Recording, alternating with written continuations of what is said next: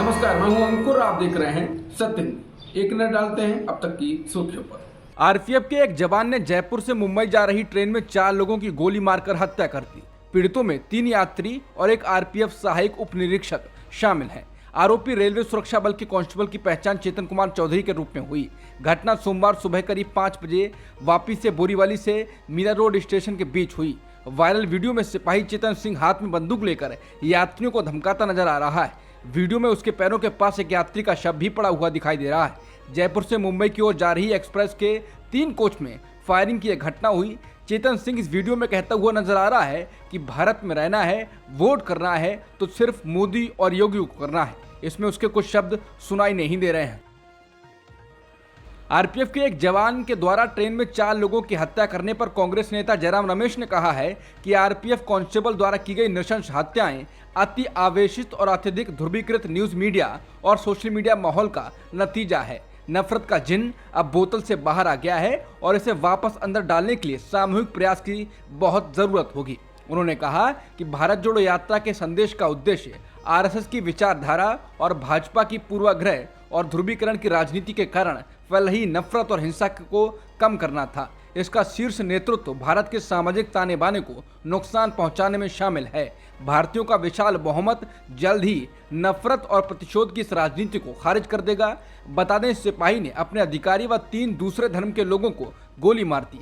फिर कहा कि यहाँ रहना है तो मोदी योगी कहना होगा। लोगों का कहना है यह भविष्य की एक और झलक दिखाई दे रही है। आरजेडी सांसद मनोज झा ने आरपीएफ जवान के द्वारा ट्रेन में 4 लोगों को मारे जाने पर कहा है कि चेतन सिंह नाम के आरपीएफ जवान ने जयपुर मुंबई ट्रेन में 4 लोगों को मौत के घाट उतार दिया। मृतकों में 3 मुस्लिम और 1 आदिवासी समुदाय के साथी हैं। हो सकता है कल से चेतन सिंह को मानसिक रूप से अस्थिर या बीमार बताया जाए। यकीन मानिए, ये मानसिक रोग अब हमारे समाज में व्यापक रूप से पसर गया है।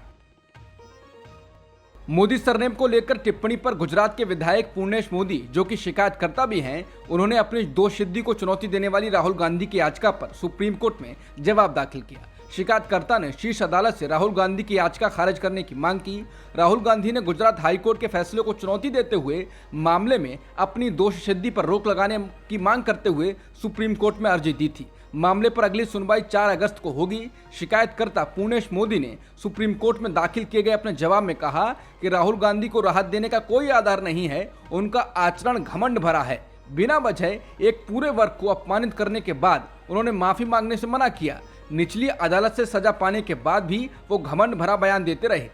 सिर्फ संसद मेंबरशिप बचाने के लिए दोष सिद्धि पर रोक लगाने का कोई आधार नहीं है। एनसीपी के नेता और महाराष्ट्र के डिप्टी सीएम अजित पवार 29 जुलाई को बॉम्बे हाई कोर्ट के नए मुख्य न्यायाधीश देवेंद्र कुमार उपाध्याय के शपथ ग्रहण समारोह में शामिल नहीं हुए। इसके अलावा वो रविवार को 2 महत्वपूर्ण कार्यक्रमों में शामिल नहीं हुए। पहला, जहां उन्हें आरएसएस प्रमुख मोहन भागवत के साथ मंच साझा करना था, और दूसरा, जहां वो विश्व बैंक के अधिकारियों के साथ बैठक में मुख्य वक्ता थे। बता दें, भागवत रविवार को धर्मवीर आनंद दिघे कैंसर अस्पताल की आधारशिला रखने के लिए मुख्यमंत्री एकनाथ शिंदे के गृहनगर ठाणे में थे। कार्यक्रम में शिंदे, डिप्टी सीएम देवेंद्र फडणवीस उपस्थित थे। कार्यक्रम के निमंत्रणकार में पवार का नाम भी शामिल था। हालांकि वो कार्यक्रम में शामिल नहीं हुए। जब सीएम कार्यालय से पूछताछ की गई तो दोनों कार्यक्रमों में पवार की अनुपस्थिति का कोई कारण नहीं बताया गया। हालांकि कार्यालय ने बताया कि वो 3 महीने से बिना ब्रेक के लगातार काम कर रहे थे। उन्होंने 3 दिन आराम करने का फैसला किया क्योंकि हाल के घटनाक्रम ने उन पर मानसिक प्रभाव डाला है और अन्य किसी भी धारणा पर विचार नहीं किया जाना चाहिए। बता दें, अजित पवार और शरद पवार की राजनीति को समझने में सबके कान खड़े हो गए हैं। कोई समझ नहीं पा रहा है कि महाराष्ट्र में क्या हो रहा है और क्या खेल चल रहा है। हरियाणा के मेवात में सोमवार को हुए बवाल में एक व्यक्ति की मौत हो गई है, जबकि 5 लोग घायल हो गए हैं। घायलों में 2 पुलिसकर्मी हैं। मेवात के घायलों में डिप्टी एसपी सज्जन सिंह में शामिल हैं। उनके सिर और पेट में चोट लगी है। पुलिस ने बताया कि मेवात में जिन गाड़ियों को आग लगाई गई वो गाड़ियां जुलूस का हिस्सा थीं। वायरल हो रही क्लिप्स में कारों को जलते हुए दिखाया गया है। इसके अलावा बच्चों सहित लगभग 2500 लोगों ने गुरुग्राम के पास एक मंदिरों में शरण ली। स्थिति को नियंत्रण करने के लिए पुलिस को आंसू गैस का इस्तेमाल करना पड़ा। पुलिस ने हवाई फायरिंग भी किए। तनावग्रस्त इलाके में अतिरिक्त बलों की तैनाती की गई। करीब 20 लोग घायल हो गए। मीडिया रिपोर्ट के अनुसार मेवात के मंदिर में फंसे 2500 लोगों में ज्यादातर को निकाल दिया गया।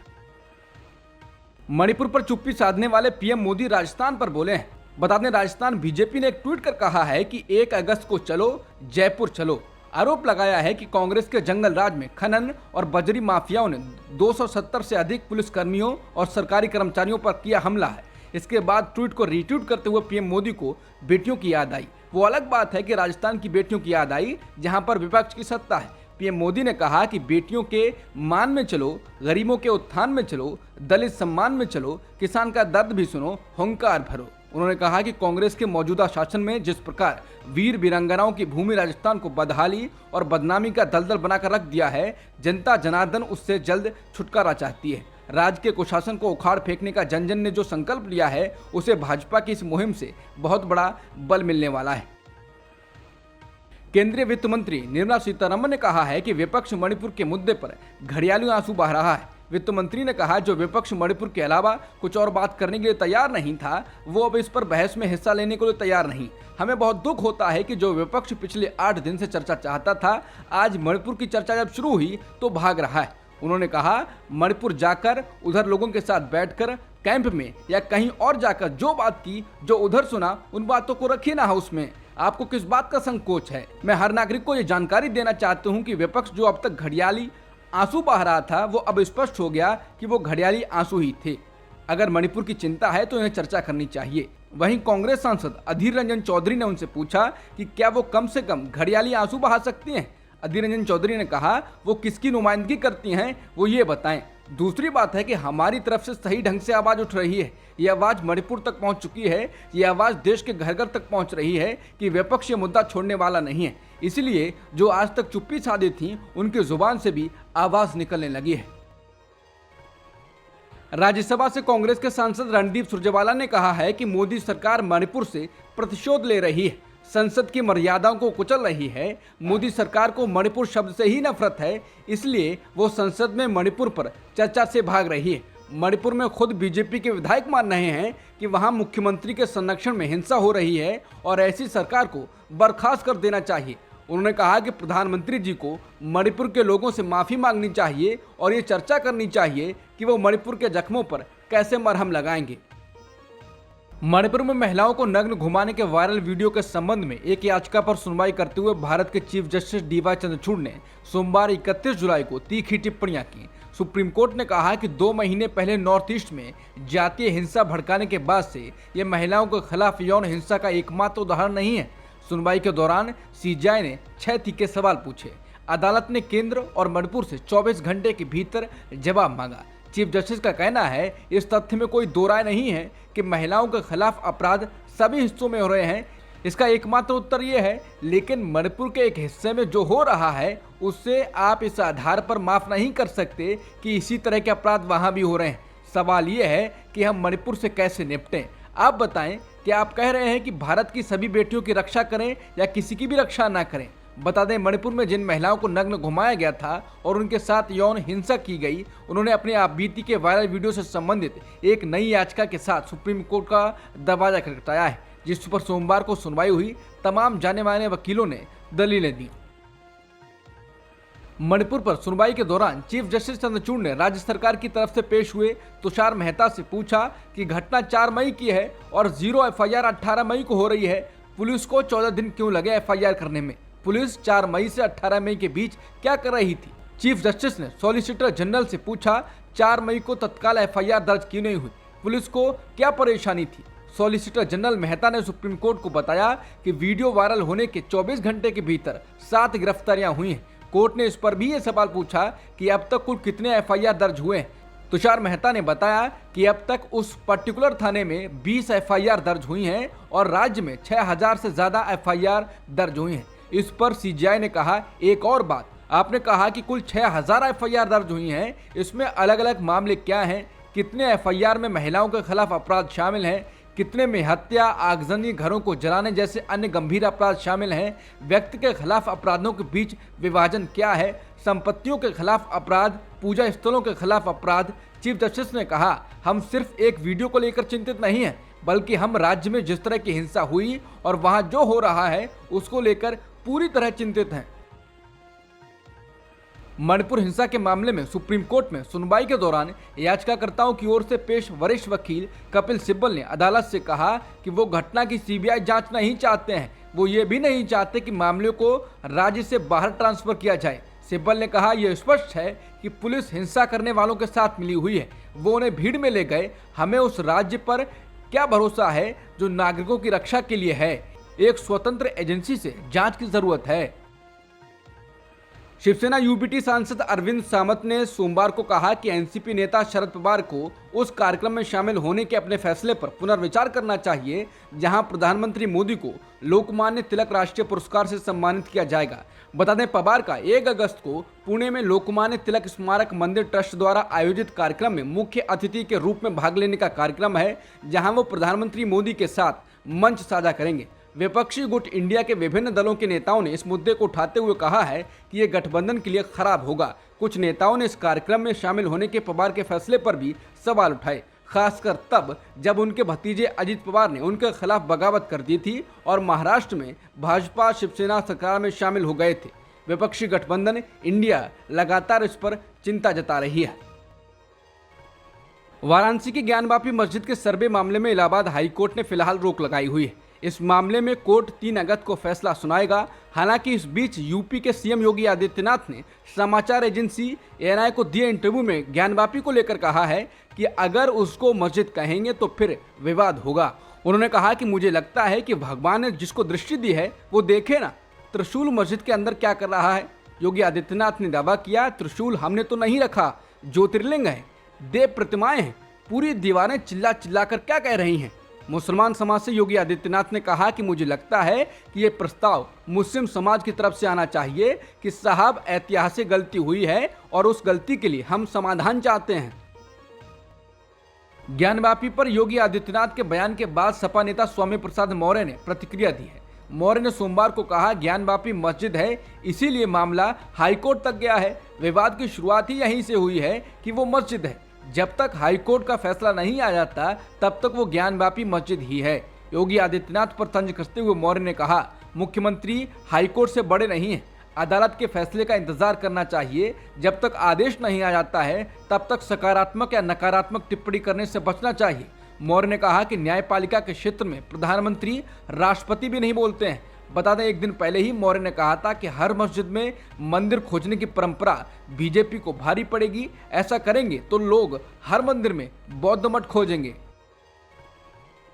एआईएमआईएम प्रमुख असदुद्दीन ओवैसी ने ज्ञानवापी को लेकर योगी सरकार को घेरा है। ओवैसी ने कहा कि आप मुख्यमंत्री हैं, कानून को फॉलो कीजिए। आप कानून को मान नहीं रहे हैं, आप मुसलमानों पर दबाव डालना चाह रहे हैं। जिस जगह पर 400 साल से मस्जिद है आप वहां दबाना चाहते हैं।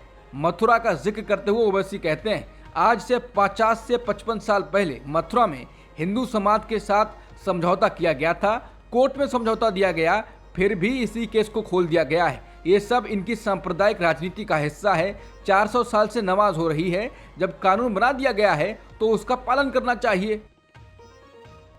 उत्तर प्रदेश के पीलीभीत में बिना अनुमति वाले रास्ते से कांवड़ का जत्था डीजे के साथ निकालने की जिद पर अड़े कांवड़ियों पर कार्रवाई करने वाले पुलिस अधिकारियों को निलंबित कर दिया गया। बीबीसी की रिपोर्ट के अनुसार बरेली हाईवे पर मुहर्रम जुलूस निकाल रहे लोगों के साथ कांवड़ियों का एक समूह आमने सामने आ गया था। कांवड़ियों का एक समूह मुस्लिमों के इलाके से जत्था निकालना चाहता था और पुलिस को बल प्रयोग करना पड़ा था। इसके बाद रविवार को 3 पुलिस कर्मियों को कर्तव्य में लापरवाही के लिए निलंबित कर दिया गया। एसपी अतुल शर्मा ने मीडिया को बताया कि प्रारंभिक जांच के बाद जहानाबाद पुलिस स्टेशन के station house officer Praveen Kumar और पुलिस चौकी प्रभारी आदित्य सिंह को कर्तव्य में लापरवाही के आधार पर निलंबित कर दिया गया है। अपर पुलिस अधीक्षक अनिल कुमार यादव को घटना की जांच करने को कहा गया है। इससे पहले चौकी प्रभारी आदित्य सिंह ने इस मामले में एक एफआईआर दर्ज की थी, जिसमें 125 अज्ञात लोगों को नामजद किया गया था। ईडी ने लालू प्रसाद यादव के परिवार व अन्य के खिलाफ बड़ी कार्रवाई की है। जानकारी के मुताबिक कार्रवाई नौकरी के बदले जमीन केस में की गई है। ईडी ने उनसे जुड़ी करोड़ों की संपत्ति अटैच कर ली है। हालांकि अभी तक संपत्ति और उसके मूल्य के बारे में विस्तृत जानकारी सामने नहीं आई है। संपत्तियां पटना और गाजियाबाद में बताई जा रही हैं। हालांकि अभी इसकी पुष्टि नहीं हो पाई है। समाचार एजेंसी पीटीआई ने आधिकारिक सूत्रों के हवाले से ये जानकारी दी है। कर्नाटक के डिप्टी सीएम डीके शिवकुमार को सुप्रीम कोर्ट ने सोमवार को राहत दे दी है। डीके शिवकुमार के खिलाफ सीबीआई जांच पर हाईकोर्ट ने अंतरिम रोक लगाई थी। हाईकोर्ट के इस आदेश पर दखल देने से सुप्रीम कोर्ट ने सोमवार को इनकार कर दिया। भ्रष्टाचार के मामले में डीके शिवकुमार के खिलाफ सीबीआई जांच पर कर्नाटक हाईकोर्ट ने 10 फरवरी को अंतरिम रोक लगाई थी। समाचार एजेंसी पीटीआई के मुताबिक 3 जजों की बेंच ने हाईकोर्ट के फैसले को चुनौती देती याचिका को खारिज कर दिया। बता दें 2017 में डीके शिवकुमार के घर और दफ्तर पर आयकर विभाग ने छापेमारी की थी। इसी मामले में ईडी ने भी शिवकुमार के खिलाफ जांच शुरू की थी। सुप्रीम कोर्ट के फैसले के बाद बीजेपी और केंद्रीय जांच एजेंसियों को झटका माना जा रहा है। सोमवार को दिल्ली अध्यादेश से जुड़ा विधेयक लोकसभा में पेश नहीं किया गया। अब माना जा रहा है कि इसी सप्ताह किसी और दिन इसे संसद में पेश किया जा सकता है। इस बीच एनडीटीवी की इंडिया की रिपोर्ट के मुताबिक इस चर्चित विधेयक को अब कुछ बदलाव के साथ पेश किया जा सकता है। दिल्ली पर लाए गए ताजा अध्यादेश में जो बातें कही गई थी उसमें कुछ संशोधन करके विधेयक को लाने की तैयारी कर रही है। एनडीटीवी इंडिया ने आधिकारिक सूत्रों के हवाले से खबर दी है। इसमें कहा गया है कि सूत्रों ने कहा है कि इसे सांसदों के बीच सर्कुलेट किया गया। केंद्र सरकार द्वारा विधेयक में कई अहम बदलाव किए गए हैं। केंद्र द्वारा जारी अध्यादेश में दिल्ली विधानसभा को राज्य लोक सेवा और राज्य लोक सेवा आयोग से संबंधित कोई भी कानून बनाने से प्रतिबंधित कर दिया गया है। वहीं केंद्र सरकार के इस पर लाए जा रहे विधेयक में अध्यादेश के उस हिस्से को हटा दिया गया है। अब तक की सुर्खियों में इतना ही। बाकी खबरों के लिए बने रहिए सत्यहिंदी.com के साथ।